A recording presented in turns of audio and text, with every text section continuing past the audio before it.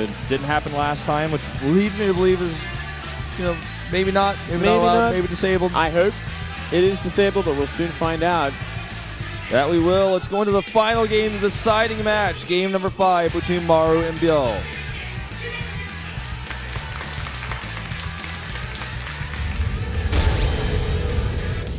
Junior Green Wings Maru, 조성주 vs CJ Entus ByuL, 한지원.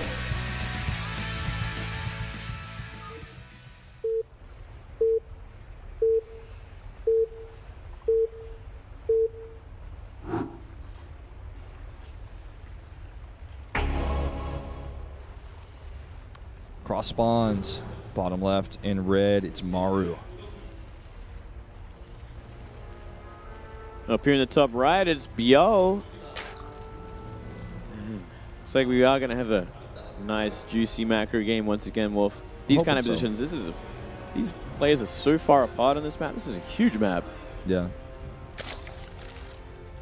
And a map of this size might actually allow us to get the 3-3, full tech, the whole exciting late game TVZ that everybody loves, hopes for. That'd be beautiful. I'd love to see that.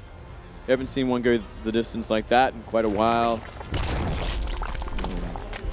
Goal base in this map a lot more vulnerable than the one on Vani because there is that high ground above it. So if we did see an expansion there, and for instance Maru wanted to go for that Mass Reaper, it would work so much better. Yeah. It'd pretty much be a guaranteed kill, I'd have to say. Yeah, probably. It's like Overlord scouting horizontal, so maybe it is actually in this map pool. Definitely. We also saw like a unit was going to go scout that in the previous series. And yeah, that's right. And then didn't have to because he saw the Overlord, but Myungshik was like prepared to scout the horizontal. All right, so it is the ugly version of this map. So, do you think that it's possible we'll see Maru take the island on this map?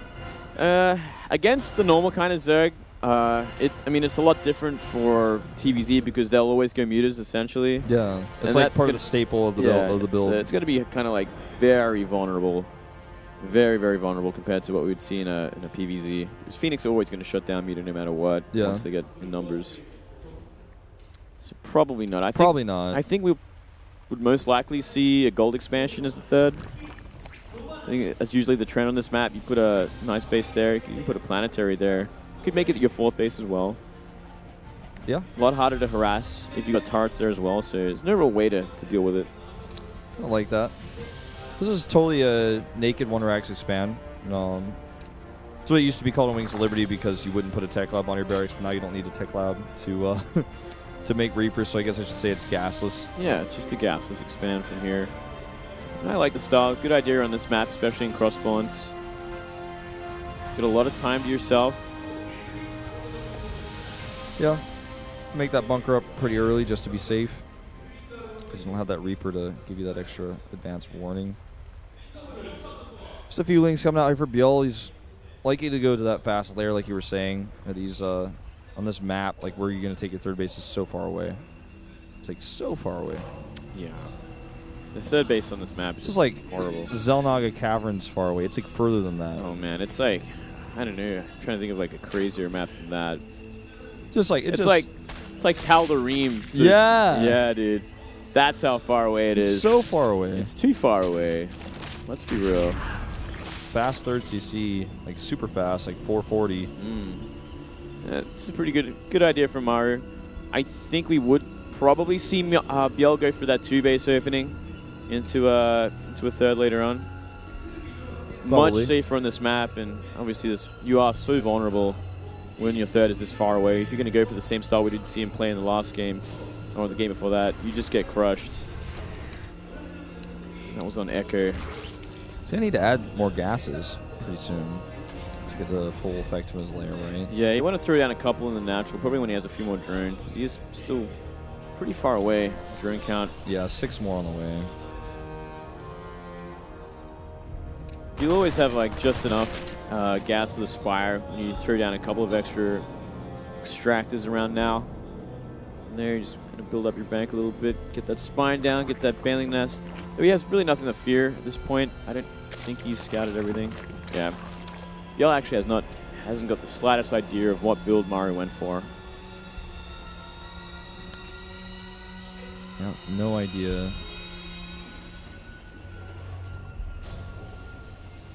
Third base, you know, timing here for Maru is going to give him like a big explosion of resources once he gets that, you know, up and running. And you know, he already, even once it gets up like this early, you can actually go into oh wow, double fact. Oh my. We can see blue flame from this. Yeah, that's almost certainly what we're going to see. Not necessarily mech, but this third base is going to give him so much mules as well. Like, he's going to have a ton of extra minerals, which does lead into double factory Hellion. And look at that. Tech Lab coming down 100% blue flame. It's very powerful in these positions because it's so hard for the Zerg to scout. But look how fast the Spire is on the other hand. This is also a big threat. Could do a lot of work and could even be up before these blue flames get on the map. Yeah. I think it's guaranteed to be up, actually. Blue Flame's still going to be a while away. You're going to start upgrading in just a few seconds. And not only is it going to be up before like Blue Flame is ready, but by the time it takes that Hellions to get across the map too, like without showing what he wants to do, without, you know, without revealing his strategy. Yeah, and just think of how quickly the mutas are going to be out here. And that Spire position with the Overlords hidden. I love it. Misses it with the scan. Oh, it's so important. And you see an Armory come up. The Overseer's going to scout this too. I think we're going to see the same sort of situation we saw ByuL defeat Maru in on King Sejong Station in the playoffs of Pro League. You know, he doesn't have enough anti-air at this point in time. We are seeing an engineering bay go down, so he should be out in time for these mutas to come. And if he gets turrets up in time, he can defend against this, but if not, he could just die. ByuL scouts. Look at this. He scouts the Tech Lab with the last second with that and puts up a tight wall. Maru is not going to be happy when he sees this. He can't break through that with just 4 Hellions. No way. 9 mutas on the way. Turrets are on the way, though. Okay, so he definitely learned from that last game he played against ByuL. And it is going to be the mech style. Yeah. This third base definitely, you know, not going to be saturated for a little bit here, but sees the mulas, knows exactly when they're coming. Thors are on the way. We do have a Roach Warren to follow up, so I think it's just going to be Roach Muta, kind of like what we saw before on that Sejong game. Exactly that. He's going to go for a very quick timing by the looks of things. Tough to make that work at these spawning locations, but still, it's a good build for what Maru's doing in this game and how greedy he's been. Once again, you know, Maru's a kind of mech player from the few games we've seen him play.